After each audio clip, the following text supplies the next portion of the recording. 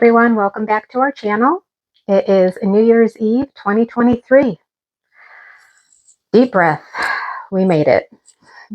We hope and pray that 2024 will bring you many blessings and less stress, which is the purpose of today's video.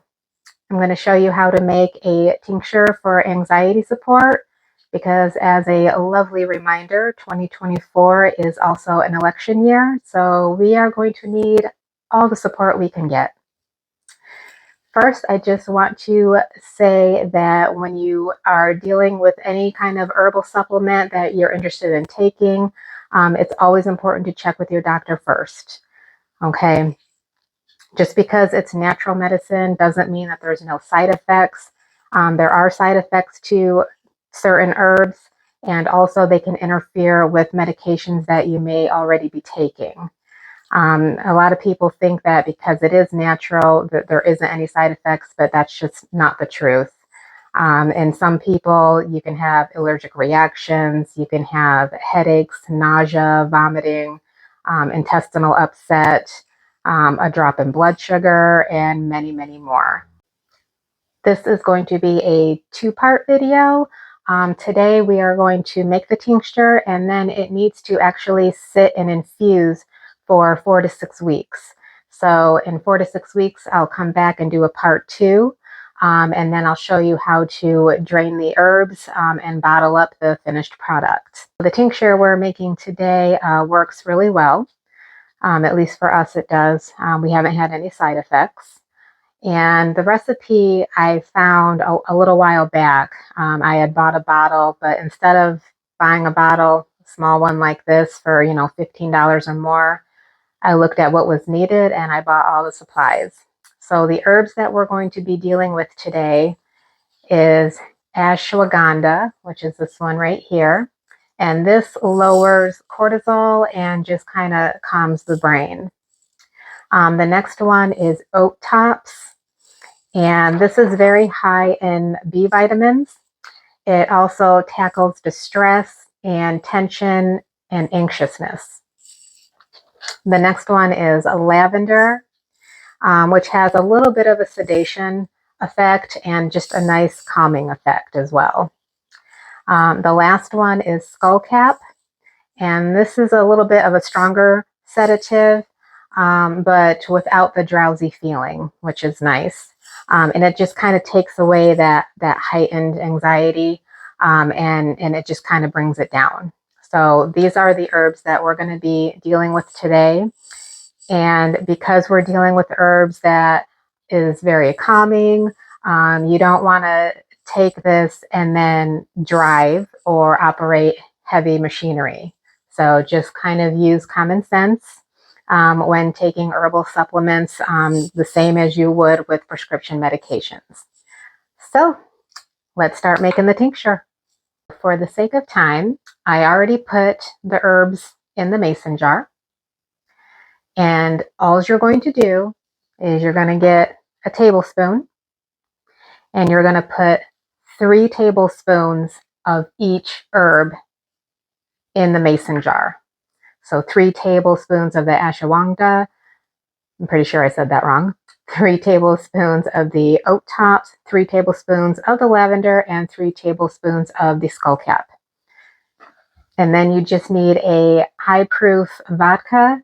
It has to minimum be 80 proof, but you can go up to 100 proof, which I did because it just makes it more potent, which is nice.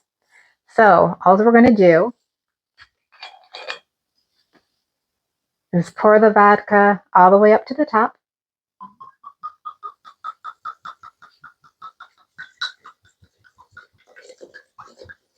Covering all the herbs.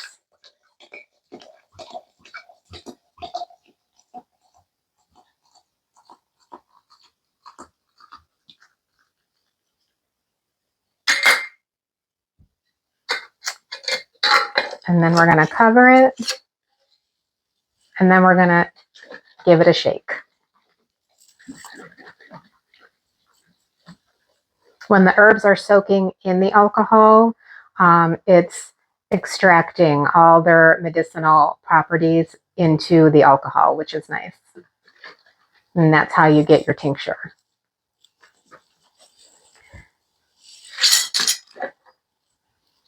Just going to add a little more to make sure it's fully covered. And then what you're going to do is you're going to set this in a cool, dark place for 4 to 6 weeks. And you're going to want to remember to give it a shake every day, or every 2 days at least, because the agitation helps extract the properties from the herbs. Now, if you want an alcohol-free tincture, you can make that as well, especially for those that, have children, or you're pregnant and you don't want to take the alcohol, or if you're a recovering alcoholic and you just want to steer away from that. You can make the tincture, same recipe, only instead of the alcohol, you're going to use, you can use glycerin or you can use vinegar, whichever you prefer. And the great thing about the tinctures is when you take a dropper full, you can either take it straight, or you can mix it in with your tea or your water, or even a meal that you're going to eat. With the alcohol-free tinctures, just know that it is a little bit weaker than ones that you would use with alcohol, and also it has a shorter shelf life. Those usually last anywhere from like 1 to 3 years, and you do have to store them properly. Whereas if you use alcohol, this is going to be good indefinitely. I do have alcohol-free tinctures that we do use, but I'm actually making this specifically for long-term storage, just so I have it as a backup.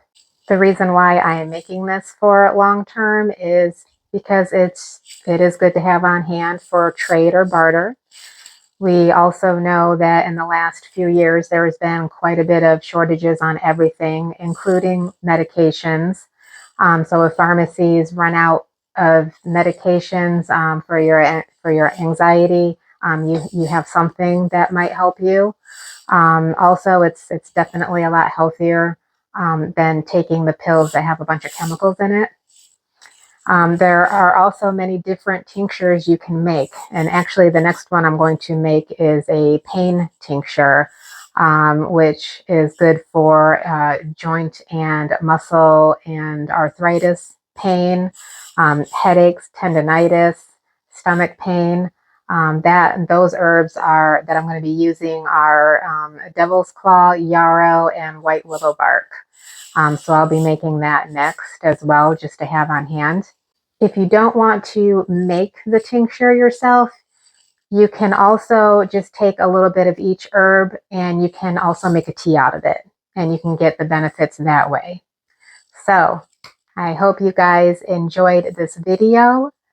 Please like and subscribe, and may 2024 be your best year yet. Peace out. Thank you for watching.